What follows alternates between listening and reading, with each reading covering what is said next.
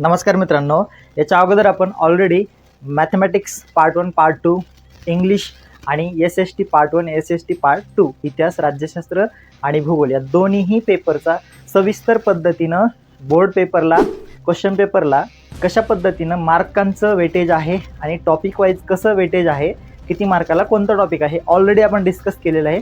त्या सगळ्या व्हिडिओची जी लिंक आहे तर या व्हिडिओच्या डिस्क्रिप्शन बॉक्समध्ये दिलेली आहे। यानंतरचा सगळ्यात महत्त्वाचा पॉईंट आहे तर तो आणि महत्त्वाचा सब्जेक्ट म्हणजे सायन्स आणि टेक्नॉलॉजी हा जो सब्जेक्ट आहे विज्ञान आणि तंत्रज्ञान 10वीच्या बोर्ड परीक्षेसाठी तुम्हाला 100 मार्काचा विचारला जातो।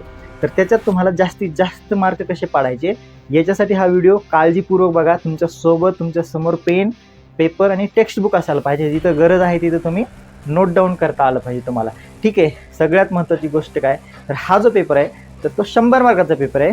Part 1 50 mark, part 2 50 mark. मग पार्ट 1चे जे 50 मार्क आहेत त्यात 40 मार्क तुमचे रिटर्नला आहेत आणि 10 मार्क हे तुमचे ओरलला। सेम टाईपमध्ये पार्ट 2 आहे सायन्स टेक्नॉलॉजी पार्ट 2, त्याच्यात 40 मार्क रिटर्न 10 मार्क ओरल। मग आता हे 40 पैकी 40 मार्क कसे घ्यायचे किंवा टोटल ओव्हरऑल 100 पैकी 95 96 कसे घ्यायचे तर ते बघूयात। पहिल्यांदा पार्ट 1चं डिस्कशन करू।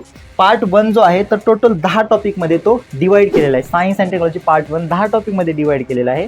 त्याच्यात दोन मेन फॅकल्टीज ज्या आहेत सायन्समधल्या जे दोन मेन फॅकल्टीज आहेत, पहिली फॅकल्टी आहे तुमची केमिस्ट्री आणि सेकंड फॅकल्टी जी आहे ती तुमची फिजिक्स। या दोन फॅकल्टीचा अभ्यास या सेक्शनमध्ये किंवा सायन्स अँड टेक्नॉलॉजी पार्ट 1मध्ये केलेला आहे।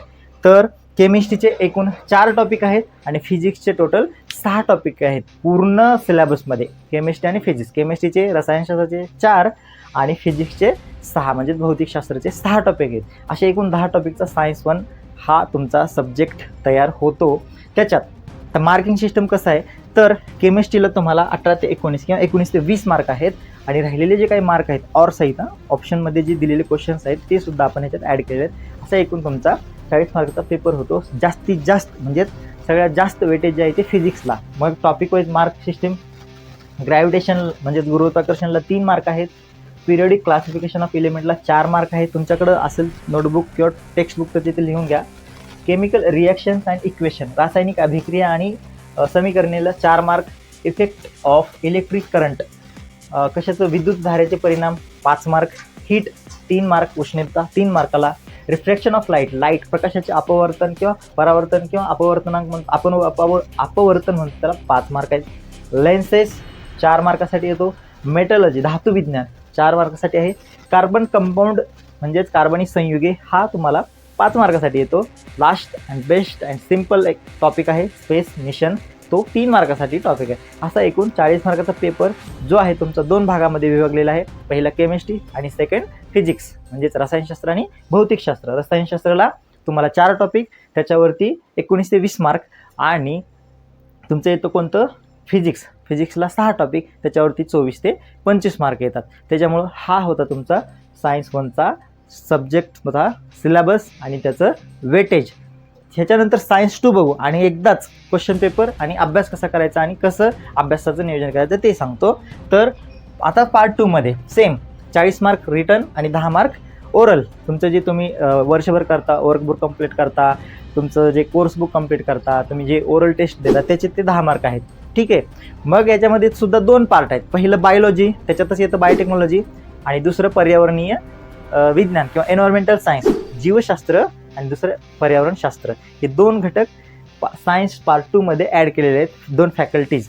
मग त्यांचं सुद्धा वेटेज आहे। बायोलॉजीचे 6 टॉपिक आहेत, बायोटेक्नॉलॉजी आणि बायोलॉजी म्हणजे जीवशास्त्र आणि जैवतंत्रज्ञानला 6 टॉपिक आहेत त्याच्या इन्क्लूड त्याच्या रिलेटेड, आणि एन्व्हायरमेंटल सायन्सचे 4 टॉपिक आहेत म्हणजे पर्यावरणशास्त्राचे 4 टॉपिक आहेत। सायन्स 1च्या तुलनेमध्ये सायन्स 2 कम्पॅरेटिव्हली काय आहे, इझी आहे, सिम्पल आहे। इथं तुमचं ओरिजिनल किंवा कोर सायन्सचे टॉपिक आहेत, त्याच्यामध्ये थेअरी इक्वेशन्स आहेत त्याचे सॉल्व करायचे।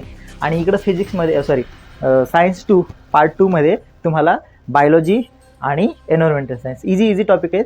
आता बघा वेटेज कसं आहे, एन्व्हायरमेंटल सायन्सपेक्षा बायोलॉजीला सगळ्यात जास्त वेटेज आहे। म्हणजे 6 टॉपिक आहेत बायोलॉजीचे, त्याच्यातले टॉपिक हेरिडिटी इव्होल्युशन, त्याच्यामध्ये अनुवंशिकता आणि त्यांचं उत्पत्ती, life process in living organism आणि life processing in living organism part 1 part 2 अशा टाईपचे 3 मार्काला 4 आणि 5 मार्काला हे 3 टॉपिक आहेत। पुढचे ॲनिमल क्लासिफिकेशन ॲनिमल क्लासिफिकेशन आहे 4 मार्कासाठी. इंट्रोडक्शन ऑफ मायक्रोबायोलॉजी सूक्ष्मजीवशास्त्राचं काय ओळख 4 मार्कासाठी. सेल बायोलॉजी पेशीविज्ञान आणि बायोटेक्नॉलॉजी म्हणजे जैवतंत्रज्ञान हा 4 मार्कासाठी. म्हणजे 4 4 8 हे झाले तुमचे 8 मार्क. त्याच्यानंतर 12 5 17 आणि 3 20 मार्कासाठी तुमचे हे सगळे टॉपिक या ठिकाणी दिलेत. ऑरचे आपण या ठिकाणी मार्क जर ॲड केले तर अजून त्याचं वेटेज जास्त होतं. म्हणजे बायोलॉजीचं जो पोर्शन आहे तुम्हाला त्याला वेटेज जास्त आहे कशाच्या तुलनेत एन्व्हायरमेंटल सायन्स. मग एन्व्हायरमेंटल सायन्स पर्यावरणशास्त्राचे जे टॉपिक आहे ते 4 आहेत. कोणते कोणते तर डिझास्टर मॅनेजमेंट म्हणजे आपत्ती व्यवस्थापन 3 मार्क. सोशल हेल्थ 4 मार्क म्हणजे सामाजिक आरोग्य. टुवर्ड्स ग्रीन एनर्जी हरित ऊर्जेच्या दिशेने 4 मार्काला टॉपिक विचारला जातो. आणि सगळ्यात शेवटी एन्व्हायरमेंटल मॅनेजमेंट पर्यावरणीय व्यवस्थापन याला तुम्हाला परीक्षेला किती मार्क आहेत 5 मार्क आहेत. अशा पद्धतीनं तुमचं सायन्स 2 मध्ये 2 स्ट्रीम म्हणजे 2 फॅकल्टी कव्हर होतात. बायोलॉजी आणि एन्व्हायरमेंटल सायन्स म्हणजेच जीवशास्त्र आणि पर्यावरणशास्त्र. ह्या 2 पोर्शनवरती 40 मार्काची परीक्षा तुमची बोर्ड घेत असतं. आणि ह्या टॉपिकमध्येच तुम्हाला प्रश्न विचारले जातात. 10 टॉपिकवरती प्रश्न असतात. मग हे झालं तुमचं टॉपिक वाईज वेटेज. लिहून घ्या, इकडचा पार्ट लिहून घ्या, इकडचा सुद्धा पार्ट लिहून घ्या. मग आता अभ्यास काय करायचं. पहिलं सिलेबस बघितलं, त्याचं वेटेज बघितलं. आता ह्याच्यानंतरची सगळ्यात महत्त्वाची गोष्ट इथे तुमची बोर्डाचे आत्तापर्यंत जेवढे प्रश्नपत्रिका झालेले आहेत जुलै असेल किंवा मार्च असेल सगळ्या प्रश्नपत्रिका तुम्ही जमा करायच्या आणि फक्त प्रश्नपत्रिकांचा अभ्यास करायचा. त्याच्यावरून एक गोष्ट समजते की परीक्षेमध्ये प्रश्न कोणत्या टाईपचे येतात आणि कोणत्या टॉपिकमधून सगळ्यात जास्त येतात आणि टॉपिकमधला कोणता भाग तुम्हाला सिलेक्ट करायचा किंवा सिलेक्ट करायचा अभ्यास करताना. म्हणजे त्याला सिलेक्टिव्ह स्टडी म्हणतो. एक्झाम ओरिएंटेड स्टडी करण्यासाठी तुम्हाला डायरेक्शन भेटत असतं. ठीक आहे, हे होता पार्ट 1 पार्ट 2चा. मग क्वेश्चन पेपर बघितला, त्याच्यावरती तुम्हाला प्रश्न येतात. Choose correct alternatives, find odd, match the pair, complete the pair, short notes, give scientific reason, diagram दिली जाते त्याला नावं लिहायचे असते किंवा ब्रीफ आन्सर्स. अशा टाईपचे वेगवेगळ्या टाईपचे 1-2 मार्क 1-2 आणि 3-4 मार्कसाठी प्रश्न परीक्षेमध्ये तुम्हाला विचारले जातात. सायन्स 1 सायन्स 2 दोन्हीचाही सेम सिलेबस आहे. सेम पेपर पॅटर्न आहे. त्याच्यामुळं डिफरंट असं काहीच नाही. सेम पॅटर्न आहे, सिलेबस वेगळा आहे. क्वेश्चन पेपर तुम्हाला बघायचे चाळायचे. सिलेबस बघितला, वेटेज झालं, क्वेश्चन पेपर बघितला. मग अभ्यास करत असताना तुम्हाला पुस्तकामध्ये जेवढी काही इन्फॉर्मेशन मग डेफिनेशन असतील, डायग्राम व्यवस्थित करायचे. इकडे इक्वेशन्स आहेत ग्रॅव्हिटेशनमध्ये ते इक्वेशन सॉल्व्ह करा किंवा पार्ट 1मध्ये इक्वेशन्स दिले ते इक्वेशन सॉल्व्ह करा. त्याच्यानंतर एक्सरसाइजमधले जेवढे काही क्वेश्चन्स दिलेले ते सगळे क्वेश्चन्स एकदम चांगल्या पद्धतीने करून ठेवायचे. डेफिनेशन्स आणि डायग्राम चांगल्या पद्धतीने करा, कॉन्सेप्ट समजून घ्या. त्याच्यानंतर आन्सर रायटिंगची काय करा, प्रॅक्टिस करा. हे सगळं करत असताना तुम्हाला तुमचे स्वतःचे नोट्स बनवायचे.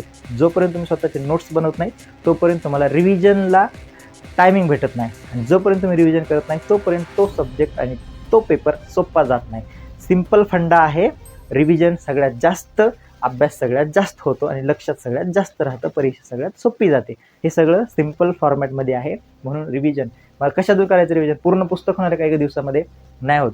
वर्षभर तुम्ही क्लास करता, ऑफलाईन असेल ऑनलाईन असेल.